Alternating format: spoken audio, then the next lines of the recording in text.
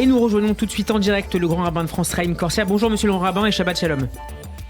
Bonjour. Votre réaction, monsieur le grand Shalom. rabbin, à l'annonce de la disparition de l'ancien grand rabbin de France, René Samuel Sira? Pas beaucoup de peine parce que c'était un homme profondément attachant. Et puis un grand sentiment de reconnaissance envers tout ce qu'il a apporté à la communauté juive de France. D'abord parce qu'il a su relancer l'étude de l'hébreu dans toutes les écoles, à la fois dans les écoles juives, mais également dans toutes les écoles de la République. Il a relancé les études de l'hébreu à l'INALCO, à l'Institut national des langues et civilisations orientales, et il a redonné ses lettres de noblesse à l'enseignement académique de l'hébreu et de la culture juive. Et c'était très important. Il a relancé l'idée de l'étude dans le judaïsme français en ancrant notre judaïsme dans une tradition fidèle à l'halakha, avec en même temps cette ouverture vers chacun chacune.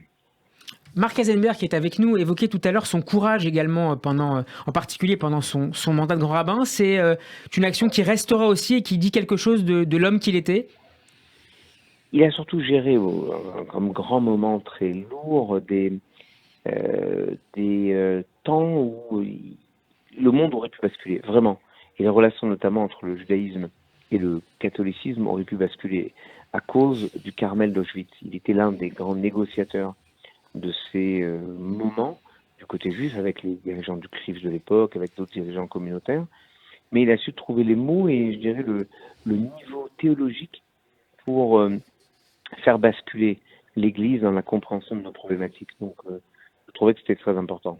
Vous avez évoqué tout à l'heure, monsieur le rabbin, son action majeure à l'INALCO en faveur de la promotion de l'hébreu. Il a également joué un rôle fondateur dans la création de l'Institut universitaire européen Rachi de Troyes. C'est un homme qui a finalement réussi toute sa vie à conjuguer son action de rabbin et d'universitaire.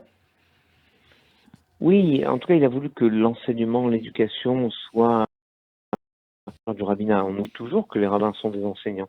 C'est l'étymologie du mot. Nous ne sommes pas que des fonctionnaires des synagogues. Et lui, il a voulu rappeler aux rabbins qu'ils avaient aussi cette mission d'enseigner l'hébreu, et il l'a fait de manière d'ailleurs très, j'allais dire presque poétique, parce que si les grands penseurs français, et notamment Peggy, affirment que notre nationalité, notre territoire, c'est la langue, c'est le français, lui, il a voulu expliquer que le lien entre le peuple juif, partout dans le monde, c'est l'hébreu, et donc c'est ce qui a permis d'ailleurs de créer et de relancer ce lien si fort avec l'État d'Israël, parce que nous partageons la même langue et donc une part de la même espérance. Monsieur le grand rabbin, une question, une remarque de Marc Eisenberg. Bonjour monsieur le grand rabbin, bonjour Chaim.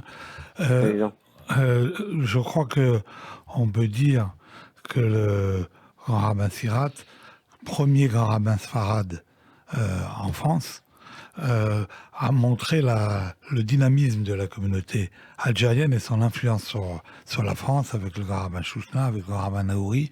Est-ce que vous considérez que leur approche, la modération, mais également l'érudition, ont marqué durablement ces dernières années pour la communauté juive française?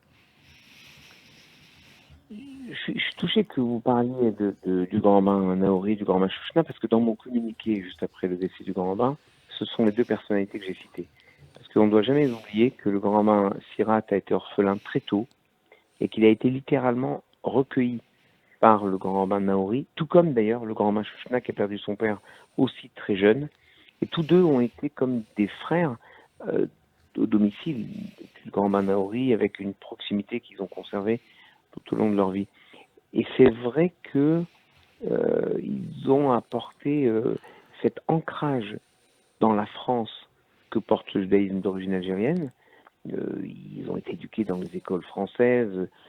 Ils ont été, lui, le grand Sirat a été exclu, par exemple, de l'école publique à cause des lois de Vichy.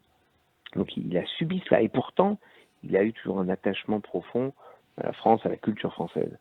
Tout comme le grand Chouchna et le grand Naouri. Mais vous avez raison de faire remarquer que ce sont, en tout cas le grand Naouri et le grand Chouchna, qui ont très tôt, bien avant le fait que le grand rabbin Sirat prenne ses fonctions, très tôt, juste après l'arrivée des rapatriés d'Afrique du Nord, en particulier d'Algérie, estimé qu'on devait unifier la communauté, par exemple sur la cacheroute, et c'est le grand rabbin Naouri qui va décider qu'on s'aligne au niveau de la viande, par exemple sur la tradition ashkénaze, la plus rigoriste, puisque nous sommes en France métropolitaine, sur une terre de tradition ashkénaze.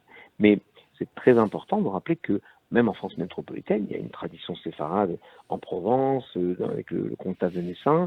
Et puis, bon, le grand rabbin Sirat, c'est pas vraiment le premier grand rabbin séfarade, parce que le second, le grand rabbin Colonia, venait d'Italie. Mais globalement, c'est le premier qui vient d'Afrique du Nord. Oui. Et de ce point de vue-là, il a ouvert des possibles. Mais ça n'a jamais été une donnée, je crois, structurante dans le judaïsme français, puisqu'on navigue allègrement de l'un à l'autre et les origines diverses. Mais je crois que lui, il a su être un élément fédérateur entre toutes ces origines. Et peut-être plus encore, il a su dégager une forme d'unité de la communauté dans l'expression extérieure, un peu à l'image de ce que faisait le grand rabbin Kaplan en son époque. Merci beaucoup, monsieur le rabbin Chaim Korset, d'avoir été avec nous. Shabbat Shalom. Shabbat Shabbat shalom. shalom.